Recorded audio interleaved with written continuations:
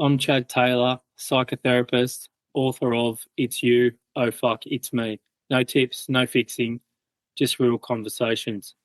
So today I've got Rosemary Gattuso with us. So Rosemary, I'm going to go straight into this. Who the fuck are you for people out there that don't know you?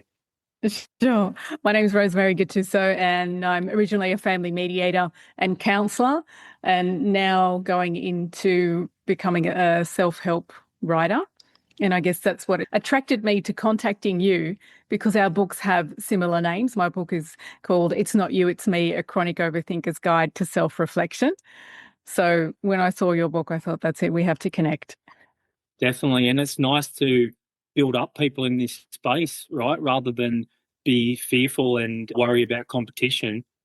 This is what I That's say to right. people. There's 9 billion, almost 9 billion human beings on the planet, right? And we all need as much help as we can. And I think there's not many ideas that haven't already been expressed. It's just that we each bring our own individuality to it and emphasize maybe a different way or what's been important to us or what's helped us. So it's always helpful and useful to just connect and share.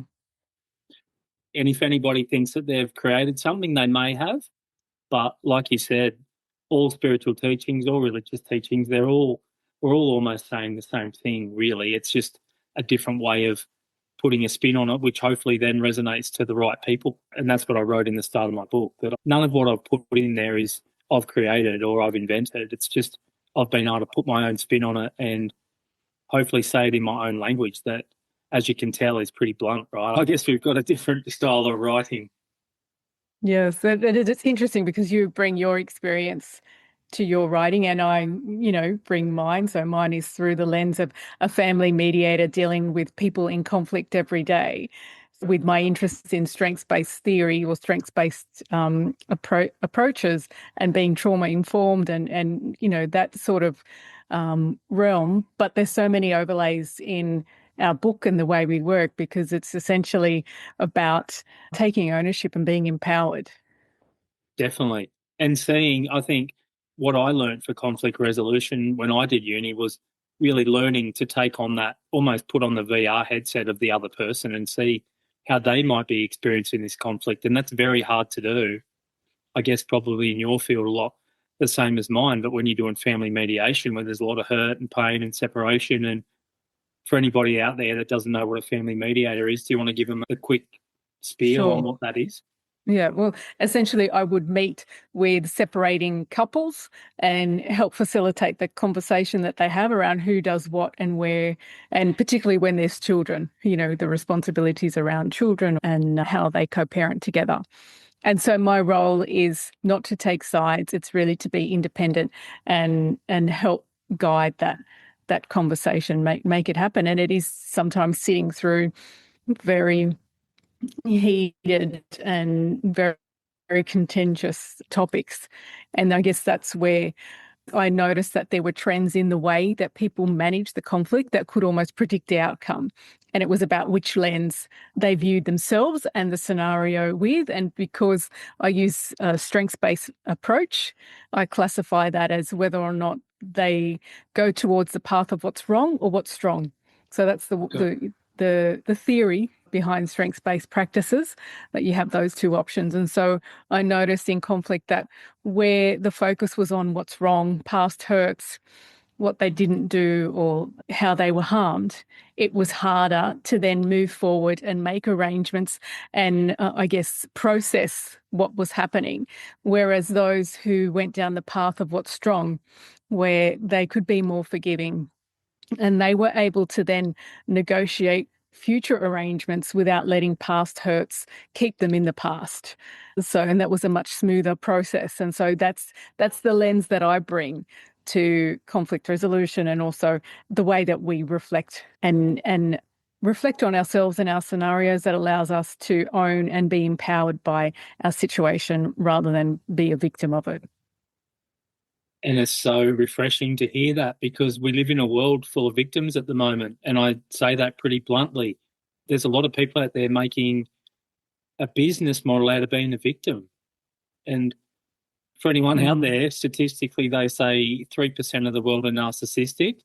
And my joke is 97% of people believe that they've married one or been in a relationship with one. Yeah. They were either It's super unlucky yeah. or we're making bad choices or the universe is giving them a lesson. But this is this thing, I'm pretty provocative on social media because it's something I've probably got to work on because there's something in me. And I think reading my book, you'll see that I got so trapped in being a victim through my childhood programming that it became my identity. And so I suppose I'm trying to wake these people up. And the way I got woken up was not gently. It was through my mentor, who I know loved me, and I write about him in the book, who he almost had to throw a bucket of water on me to snap me out of because that victim mentality had taken hold of me.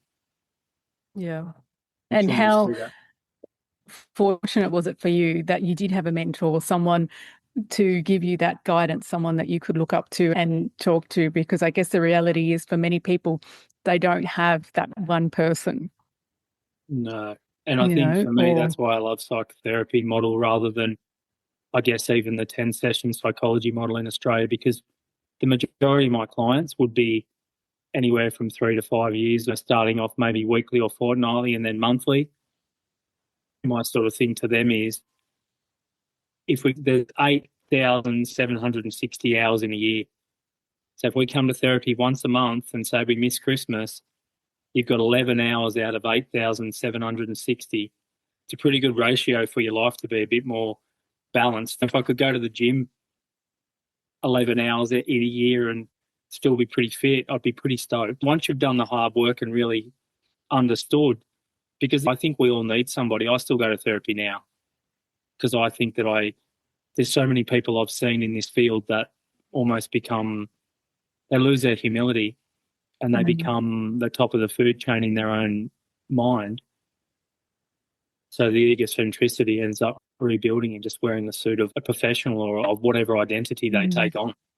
because it can be addictive to be able to help people and to get that continuous gratitude from Definitely. people who are coming to you for your help. And that's in mental health or in many other fields. It's not just that. But you make a good point about the sessions not being enough in kind of the traditional model or what might be funded for if you look at that process. Or even people, I've got colleagues working in organisations, friends, and it's never enough. No, They'll and be what told, else can why are we do? you seeing them so often? Why are they, what's wrong? It's like, Yeah. well, it's a process. You can't put a time on it. Yeah, it was normal behaviour to have this, right? It was normal part of this sort of thing in our world, in our life, where we went to somebody who wasn't our mum or our sister or our brother or our partner, and we spoke, whether it was a shamaness or a medicine woman or a medicine man or whatever it might have been. We always had someone we went to that really had an unbiased opinion. Yeah, that's right. I Like you guess said. we've evolved to be a smaller society where it's just individuals against each other. Yeah, and we won't go too far down that path because we're not going to No. change the world in one podcast. But where can people find you? The best place to find me is on social media or on my website, rosemarygattuso.com, or just Rosemary Gattuso on Instagram and Facebook and LinkedIn. Yeah, and also the book. Where can they find your book? On all online, Amazon, on my website, or just ask your library or your bookseller for it. They'll be able to get it in if they don't have it. That's exciting. And I'll put that in the show notes. I just like to get that done now in case people don't listen to the end, in case they're sick of my voice. Oh, cool. Unless they've got I it thought now. it was a hint you're wrapping me up. Not at all. So I do this thing on this podcast where the last guest leaves something for the next guest. The last guest I had was Terrain. He was from the US of A, Behind the Shades podcast. He was a coach and relationship coach. And it's usually a question or a statement. And he left, creating memories are the gateway to happiness. And I suppose, what happens to you when you hear that? I like that because, you're talking about good memories, then you have this a complete embodied experience when you look back on, a memory that you're fond of, a scenario, a relationship, or whatever it is, and it can almost bring you back there. So I guess in that sense, yeah, it can be the gateway to happiness, because when you reflect on a happy event, you can almost feel that. And there's probably some scientific explanation for it that I just don't know, but that's what I think. How does that show up in your world? Like when you hear that, what's a created memory for you that you think of? Oh, just, lots of nice holidays and family time, and even just, catching up with friends. Like, I know this is a bit random, but Eurovision is coming up in May, and I normally have a party for it. And I haven't had it I didn't do it last year or the year before.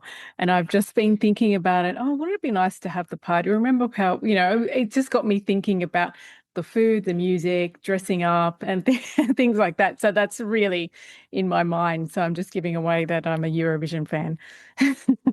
Yeah, and funny enough, my partner grew up in Basel in Switzerland, and last year when we went over there in May, it was happening in Basel, right? Oh, So wow. Yeah. The Eurovision was happening, and Oh, my daughters wow. got into it a bit, and it was definitely nothing that How I cool. was that much into, but it was nice to see the people dressed up and the movement, and it was pretty exciting. Yeah. Oh, wow. Isn't that funny how my memory has triggered your memory? And this is the thing. It's a bit like I say to people when they say, let's just forget about that now. If there's been an Mm, affair or in a relationship or the conflict you're talking about, we can't just forget about it. We don't just mm, like, okay, we'll just put that over there because I say to people like my previous partners or girlfriends or whatever car they drove, if I see one of those now, I will probably think about them for a split second. Doesn't mean I want to be with them or I hate them or I've got any angst towards them or I wish they were still here. But I think, or if I go to a restaurant, like we talked about that creating memories, if I go somewhere, I think about, oh, wow, what about that song that I remember when we were in Rome with my partner last year? Or so I think what isn't talked about enough is we can't just block things out. But also, I don't yeah. think it's good to blurt them out either. I think it's learning how to process when these things come up in us. Because I guess for me, it goes in and then comes back out, right? All feelings generally go bypass through the mind first. So it's almost filters through the mind, generally, unless if it's a smell or a song or something. We've heard it through the ears, but it's got to be filtered through the senses, right, for us to have an understanding of it. And then I guess we all process or manage it in a different way. And it's for us to find what works for us. Definitely. So what from my book landed for you? I really appreciate you when we got the same book name taking a look as well because Yeah. yeah, I'm sure it's very Well, different. I did write some notes. And I guess one of the first things that jumped out for me was this, I think it was actually in the introduction of your book, talking about vulnerability versus oversharing, because I think vulnerability is a hot topic and it gets misunderstood and misused as well. So I was really excited that you mentioned that. Can you elaborate on that a bit for people out there?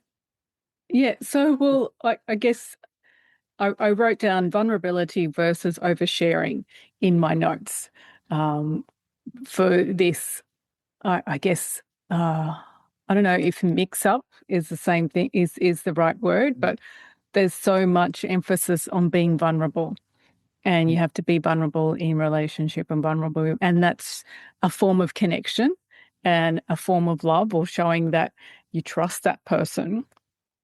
But then people then jump into this, we've just met, or I'm talking to someone on the train, and there's just constant oversharing. And there's that mix up between, well, I'm just being vulnerable, and I did have clients where the couple were actually arguing over what vulnerability was, because one wanted more vulnerability and had a very specific idea of what that looked like, but the other partner didn't see it that way. And so it caused so much conflict in this, because it's like, well, if you're not vulnerable with me, then it means you don't love me or you don't want to be with me. So that really resonated with me, this idea of focus on being vulnerable, but then what it actually is and what it looks like can be overused and misunderstood and is different for everyone anyway. Definitely. So I thought that was a good starting point where you were sharing your own experience. Yeah, and I think looking back now, even when I was a plumber, I think a lot of my poor clients, I should have been paying them for therapy rather than them paying me for plumbing. And that's the truth. And Yeah. a bit like when you said a bus or a train, I think you said a train, and Yeah. the same example, like I'll have things where I was about probably a year ago now, we're in line at Aldi for anyone that's listening from overseas, it's the supermarket chain, and we're in line and just waiting to pay for our groceries. And I was with my daughter and I said to the person in front of me, "Oh, how you going today, mate?" And then he said, "Oh, how much time you got? Let me tell you." And then the next minute however long it took to get the groceries through, and even then still while he's trying to put his groceries through and pay the lady, Wow. he's unloading on me all about this. He'd moved here and his son's got special needs and just right into, and I didn't mind. It wasn't really and I asked the question, so it's not really his fault. I asked how he was going. So in a way, I've got to look at my part in it. But the funny thing was, when we got outside, my daughter said, "Who was that, Dad?"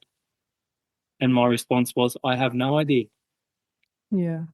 So this is this exact thing that Yeah. we do. Shamelessly, I'm going to be transparent here. I've watched a few episodes of Maths this year, right? Because of my clients saying, "You got to watch it, you got to watch it." And I feel so much for those people on there of how unwell, and I know that's not society as a whole, but I do see most relationships now getting formed on almost a pseudo-therapeutic connection where I've gone through childhood trauma, I've gone through previous relationships, and then I meet you on Tinder or I meet you wherever I meet you, and I'm not going to therapy because it's not really the done thing here, long-term therapy in Australia. And then I start trying to process my trauma with you.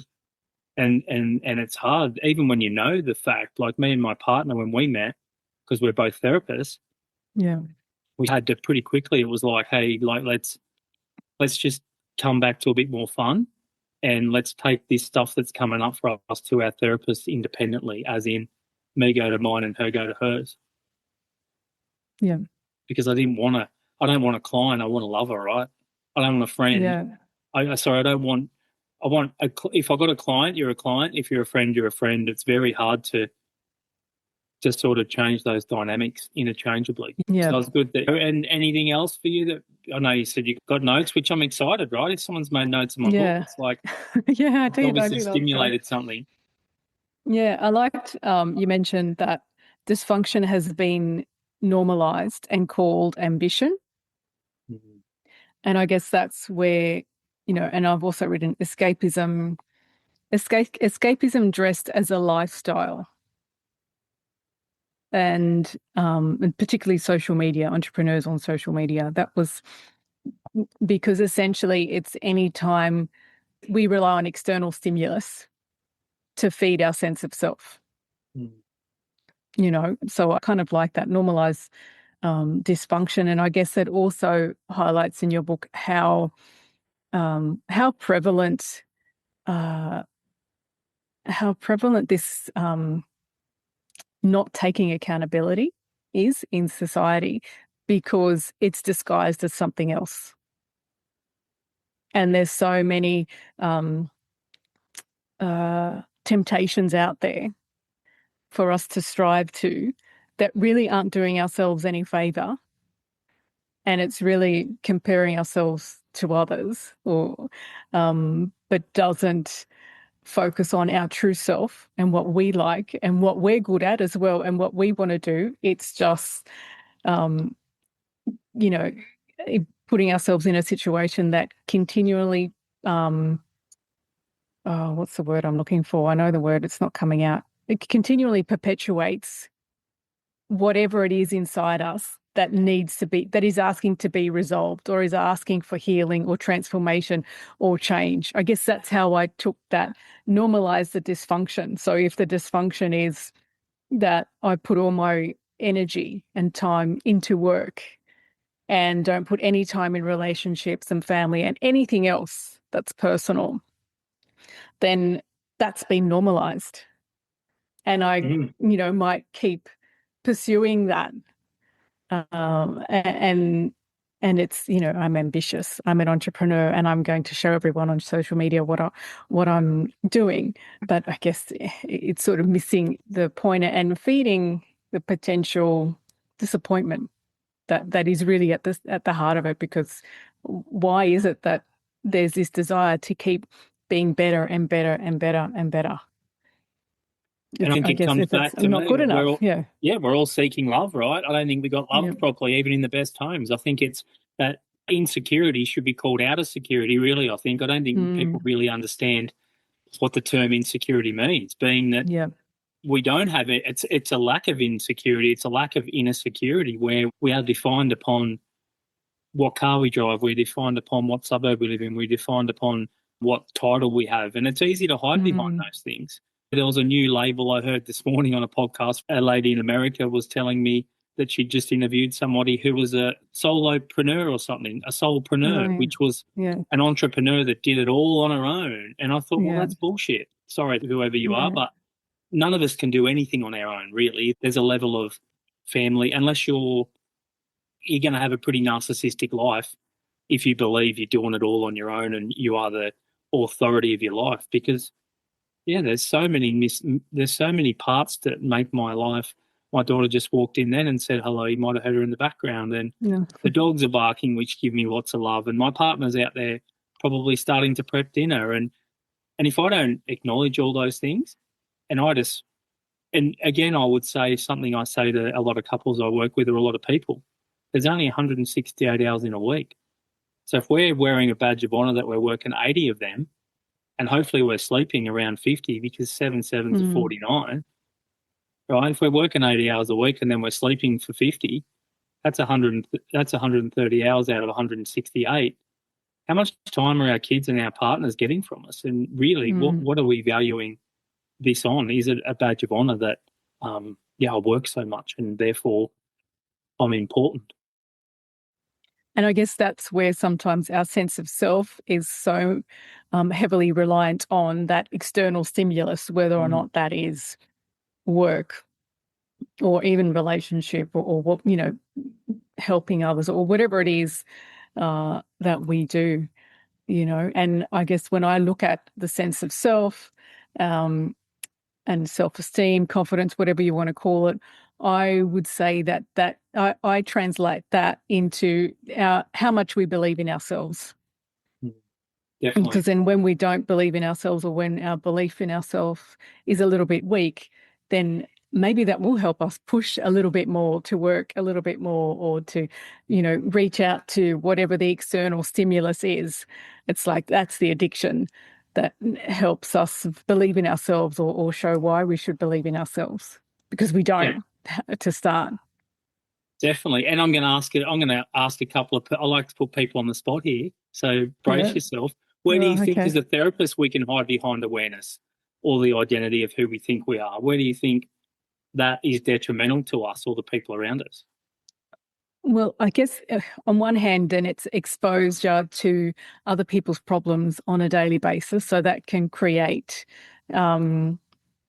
fear or apprehension and I mean, my role as a family mediator is to assess for domestic violence and assess for whether or not these two people can be in the same room together.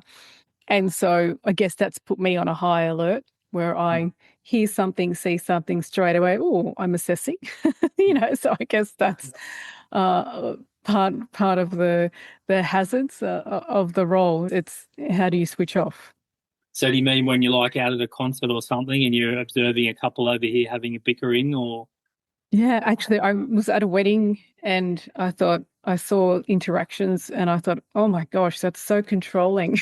It was so, and I couldn't, and I turned around, I mentioned it to someone else at the wedding and they're like, oh, I didn't notice. And I thought, oh no.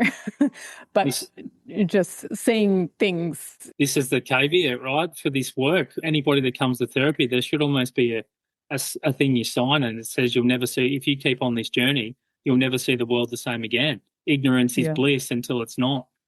Yeah, that's right. And, again, another confronting question, and this one's Who do you think gets the worst of you in your life? Who do you think gets the worst of you? Personal question, not as a therapist, I mean as Rosemary. Well, I guess that would be anyone in my inner circle on a bad day, when I'm having a bad day.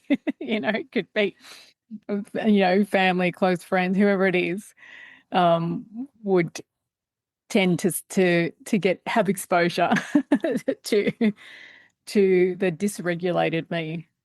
Yeah, and do your partner and kids, do they sometimes feel like, I know for my daughter, sometimes she says, just be a dad and stop therapizing me. Do you ever get things like that where you're trying to mediate the Look, conflict in the home? I try not to at home, not to use that talk, because I have been shut down a few times when I first started. So I just try not to. Though I do joke about being having to report things but that's just in jest. I try to hold back, uh, as much as possible to, yeah, in that case. Is it hard? Do you think it's hard to switch from, work Rosemary to home to that road? Yeah, I think for me, because my role is to not take sides, to be independent, to be neutral as a mediator, and even as a counselor, I was always more along that sort of non-directive approach, and it's my nature. So I think part of this is my personality as well, being that mediator, being a little bit balanced, or maybe not showing exactly what I'm thinking, because, in mediation, I can't show shock or show sadness or upset or whatever it is, because I'm there to keep the process going, and help them, so that when they do get emotional or angry, they're not looking at me doing the same thing. They're looking at me to help support them to keep going, or to take a break, or whatever it is. So I think part of it is my training, but it's also my nature. What about when it's to do with you, though? Does that almost impact you as well, do you think? Oh, definitely. If it's concerning, anything where I'm directly involved in, then yeah, it's hard not to, just, be upset or share what's come up, and what my preference would be, or what I don't like. Yeah. And have you found that having this role has cost you anything? Like, has it cost any friendships, or do you see people see you differently in this role sometimes? Um, that's an interesting question. I haven't noticed. Okay. I haven't. I mean, I've been doing this for 15 years. So I guess everyone's sort of used to whereas my new role is really the writer and the speaker. So maybe in relation to that role, I do get comments like, oh, what, or compliments, or just, oh, you're really busy, or you're out there, but not, I think everyone's used to me being a mediator and a counselor now. It's just been so long. Okay. Yeah, it's an interesting process for me. I guess I've had two lives, probably three. I was a alcoholic, and then I was a tradesman as a plumber, volunteering in this space. And I do show shock, and I do those things because I guess I went to uni to find out the ethics and that sort of stuff. And apart from that, like how I'm dressed now is how I'll turn up bare feet. My supervisor used to argue with me a lot at the start. You can't wear a hat to work. You need to wear a collared shirt. You can't wear thongs Yeah. to work. And I'm like, who says I can't? Who says I can't show shock? Who says if somebody says something that's shocking, for me, I'm shocked, and I'm Yeah. letting them know. How do you reckon that was just taken? Like, and it's hard. I guess it's nice to see people do it a different way. And I can learn off everybody I speak with. I can learn so much. Yeah. And that's the beauty of connecting with people sort of in the industry, similar roles and different, and there's so many approaches out there. And it's really just a matter of which one you came across, or which one your mentor was using, or which one was available at the university you studied, wherever you studied, as to really what you take on. So it's sometimes Yeah. just luck of where you are. Yeah, and I think it's good for all of us to keep reading different things, and that's the way I read. I'll read one chapter here and one chapter there, and my partner hates that. She has to read a book start and finish, where when I'm reading, it's one chapter, and then I'll just close my eyes, grab another book off the shelf, one chapter, any random chapter, wherever it lands. And for me, that works, but it's so nice to see different people and how for me to have clinical in front of my name, which it does now. I'm probably the least clinical. When I've got to write a report, it's like, what am I doing here? Like I don't even know how to do this. But it's funny, when I think they read my reports, I think they probably don't even really, it doesn't have the lingo. It's very base level, but it seems to be what they want as well. So I think the more of us we can bring to the sessions personally in the world, Carl Jung said this, it's not what you know, it's who you are, is why people come to see us. It's not really what we know, it's more who we are. So, all right, we're at that time. If anybody wants to reach out to Rosemary, I'm going to leave the details, her Instagram, Facebook, website, book link in the show notes. So can you leave us with one line, a statement, not just something for the next guest to be hit with at the start? Oh, gee, I wasn't really prepared for this, but well, I mean, I do like to practice strengths-based approach. So I don't know if this is going to be too complicated, but so strengths-based is my focus on what's wrong or what's strong? So the question is, just for reflection, is my focus on what's wrong or what's strong about anything? I love that. Is my focus on what's wrong or what's strong? Thanks, and we'll leave it there.